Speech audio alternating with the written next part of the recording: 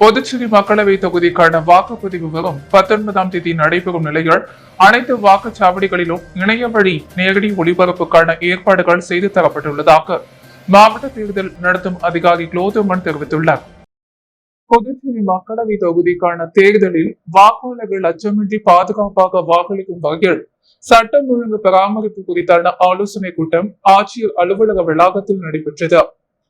கூட்டத்திற்கு இந்திய தேர்தல் ஆணையத்தால் நியமிக்கப்பட்ட பொது பார்வையாளர் யோஷ் சிங்களா, காவல் பார்வையாளர் அமர்தீப் சிங் ராய், செலவீன பார்வையாளர்கள் முகமது மன்சூருல் ஹாசன், லட்சுமிகாந்தன் ஆகியோர் கலந்து கொண்டனர். கூட்டத்தில் மாவட்ட தேர்தல் நடத்தும் அதிகாரியும் ஆட்சியருமான குளோதுமன் கூறும்பொழுது, புதுச்சேரியில் தேர்தலை அமைதியாகவும் பாதுகாப்பாகவும் மக்கள் பதற்றமின்றி வாக்களிக்கவும் பல்வேறு ஏற்பாடுகள் செய்யப்பட்டுள்ளன. வாக்குப்பதிவு நாளன்று அனைத்து தொழிற்சாலைகள் மற்றும் நிறுவனங்களுக்கு ஊதியத்துடன் கூடிய பொது விடுமுறை அளிக்கப்பட்டுள்ளது.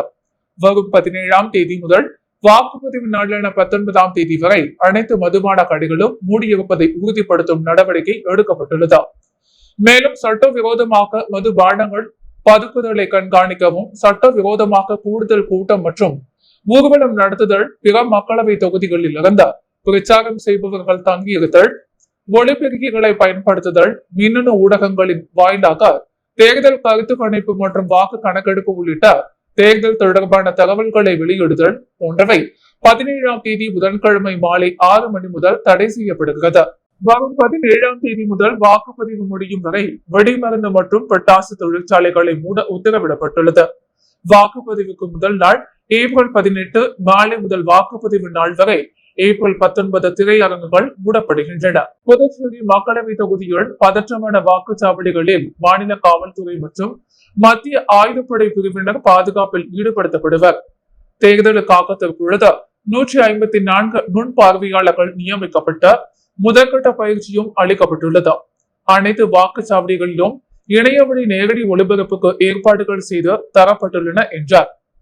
கூட்டத்தில் தேர்தல் பாதுகாப்பு ஏற்பாடுகள் குறித்து புதுச்சேரி முதுநிலை காவல் கண்காணிப்பாளர் நார சைத்தன்யா விளக்கினார். இதையடுத்து புதுச்சேரி தேர்தல் பாதுகாப்பு ஏற்பாடுகள் திருப்தி அளிப்பதாக பார்வையாளர்கள் தெரிவித்தனர்.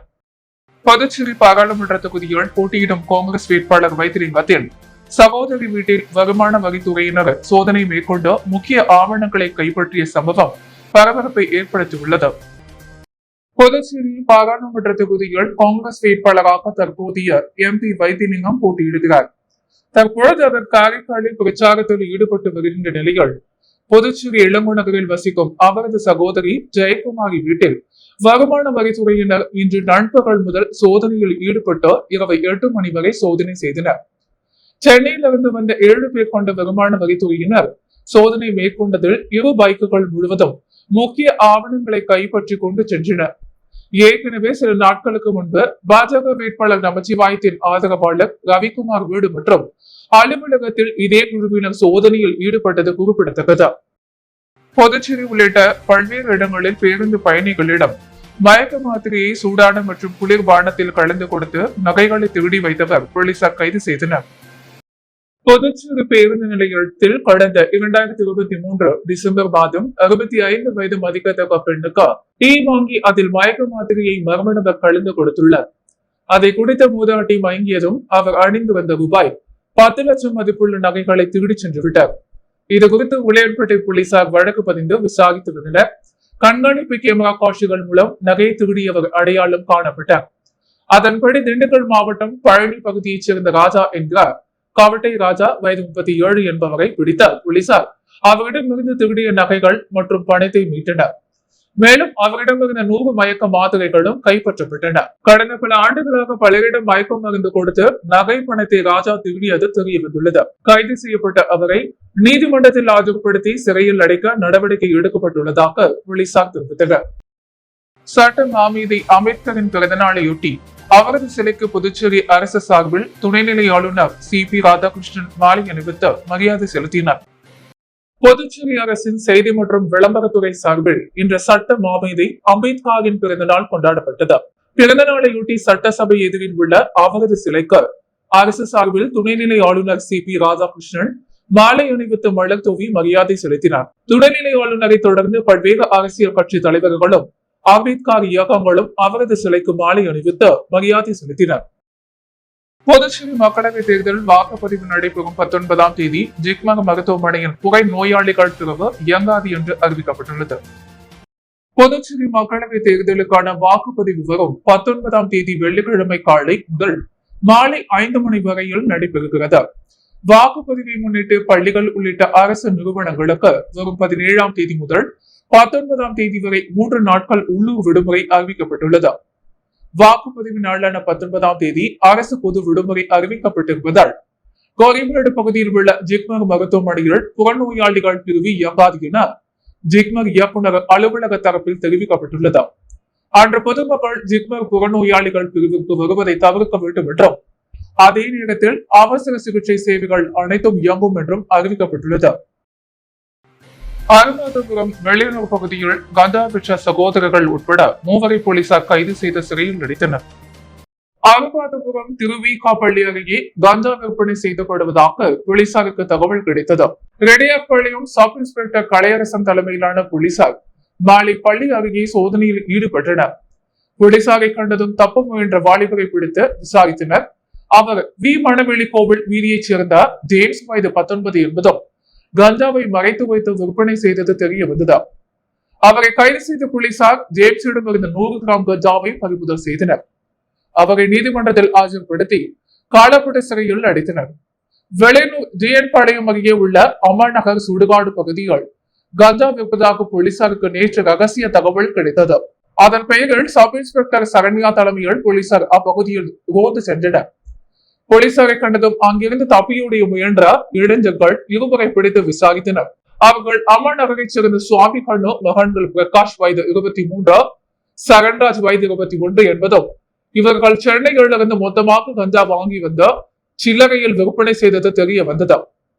இருவரையும் கைது செய்தவர்களிடமிருந்த ரூபாய் 7,000 மதிப்பிலான 150 கிராம் கஞ்சாவை பறிமுதல் செய்தனர்.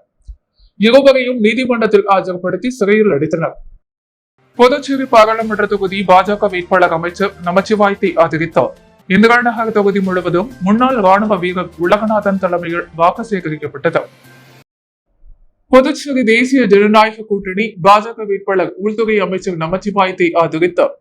இந்திரா நகர் தொகுதிக்குட்பட்ட ஜிப்மர் மருத்துவமனை அருகில் இருந்த மேட்டுப்பாளையம் செல்லும் பிரதான சாலைகளில் உள்ள கடைகள் மற்றும் வீடுகளில் விடவக்கரை மாவட்ட பாஜக மருத்துவ பிரிவு அமைப்பாளர் முன்னாள் ராணுவ வீரர் உலகநாதன் தலைமையில் பாஜக மற்றும் அதன் கூட்டணி கட்சியினர் மத்திய மற்றும் மாநில அரசின் சாதனைகளை எடுத்து கூறி பல்வேறு வாக்குறுதிகளை அளித்து தாமரை சின்னத்திற்கு வாக்கு சேகரித்தனர்.